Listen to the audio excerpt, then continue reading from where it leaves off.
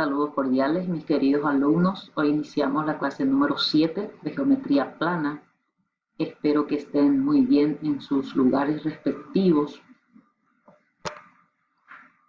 Hoy queremos identificar características del trapecio isósceles y demostrar la base media de un trapecio.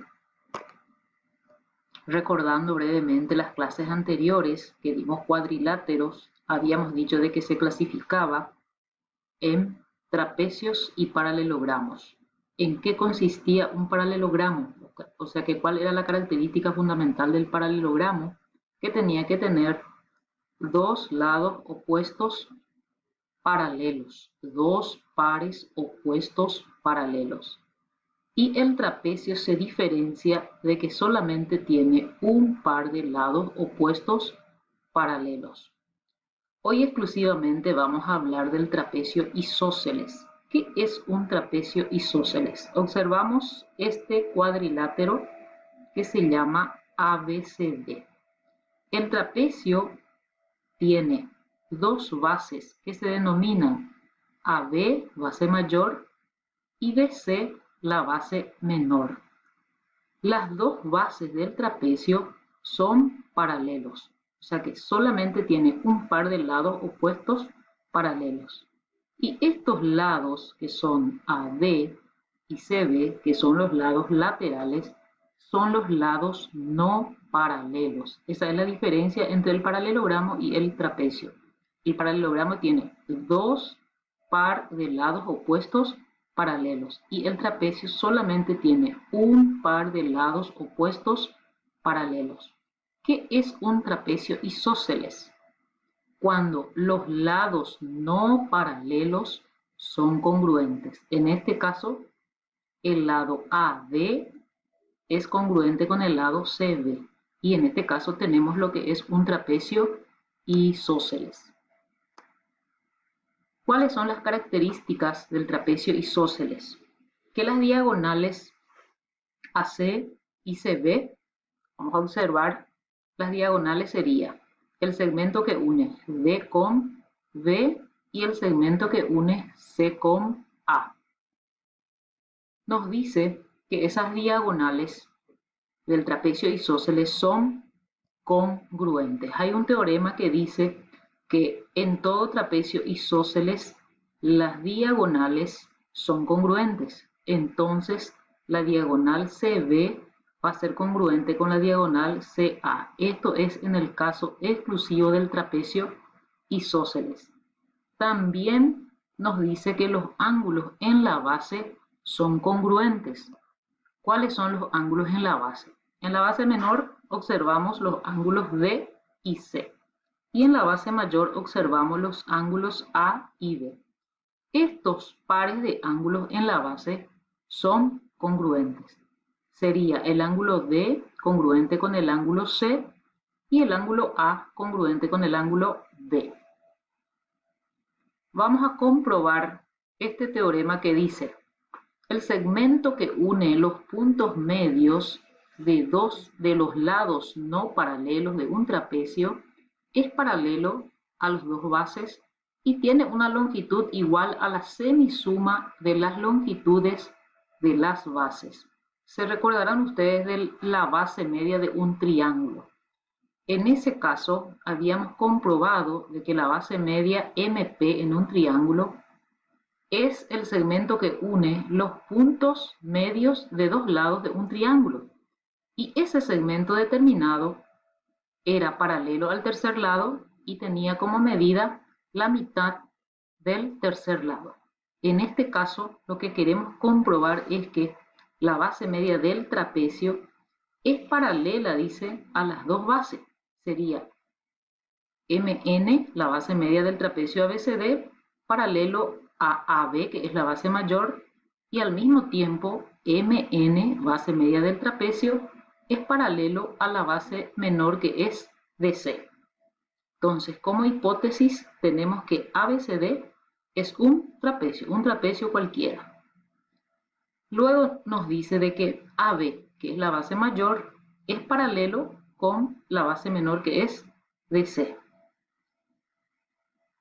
AD y CB son los lados no paralelos, que serían AD y CB, los lados que no son paralelos. Y MN es la base media. Para que MN sea base media, M es punto medio del segmento AB y N es punto medio del segmento BC. ¿Qué es lo que necesitamos comprobar? En primer lugar, de que MN es igual a la semisuma de la base mayor, que es AB, más la base menor, que es DC, dividido 2. Y luego de que la base media MN es paralela a la base mayor, que es AB, y MN es paralela a la base menor, que es DC. Son dos cosas que tenemos que comprobar. Iniciamos la demostración diciendo de que DB se une el punto D con el punto B de tal forma que P sea punto medio del segmento DB. Observando nuestra figura, AB era la base mayor, DC era la base menor. Si yo uno el punto D con el punto B, es una diagonal del trapecio. Hacemos o trazamos esta diagonal diciendo de que P es un punto medio de este segmento DB. ¿Qué es lo que pretendemos hacer con esto? Necesitamos demostrar base media de un triángulo, o sea que utilizaremos el teorema anterior. Por eso decimos que se une DB de tal forma que P sea un punto medio de la diagonal de B. Esto es por construcción auxiliar. En nuestra hipótesis habíamos dicho de que AB es la base mayor, es paralelo a la base menor de C, que los lados no paralelos eran AD y CB, y MN es la base media, donde AB es paralelo a DC. Esto es por hipótesis. En este caso sería MN es la base media del cuadrilátero o del trapecio ABCD. Luego decimos que MP es la base media del triángulo ADB y PN es la base media del triángulo BBC. Observamos nuestra figura. Al decir que P era punto medio de la diagonal DB o del segmento DB, se forman dos triángulos. ¿Cuáles son estos triángulos? El triángulo ADB y el triángulo BCD. Y vamos a utilizar la base media del triángulo. Yo puedo decir que si MP es la base media del triángulo ADB, entonces MP es paralelo a AB y MP va a tener la mitad de la medida del tercer lado, que en este caso es AB. Esto es por definición de base media de un triángulo. Entonces deducimos lo siguiente. MP, que es la base media del triángulo, es la mitad del tercer lado, AB sobre 2. Y al mismo tiempo, MP va a ser paralelo a AB. Lo mismo decimos que PN es la mitad de DC y PN es paralelo a DC. En la figura sería MP mide la mitad de AB y MP es paralelo a AB. Por otro lado, NP es la base media del triángulo BDC. Entonces, NP va a medir la mitad del tercer lado, que es DC, y NP va a ser paralelo a DC. Luego decimos que MP es paralelo a DC y PN es paralelo a AB. Esto es por la propiedad transitiva del paralelismo. Dos rectas que son paralelas a una tercera son paralelas entre sí. Ahora, nosotros no sabíamos que P estaba dentro de la recta MN, porque dijimos que P era punto medio de DB. Al decir que MP es la base media de AB y NP es la base media de DC, estamos diciendo de que P pertenece a la recta MN. Esto es porque por un punto exterior a una recta se puede trazar una única paralela. Esto habíamos dicho anteriormente. Por un punto exterior a una recta solamente se puede trazar una única paralela. Por lo tanto, puedo decir que MN es paralelo con AB y MN es paralelo con DC. Esto es por la propiedad transitiva del paralelismo. Ahí ya demuestro una parte de mi tesis. Por otro lado, MN, el segmento MN, está compuesto por dos segmentos que son MP y PN.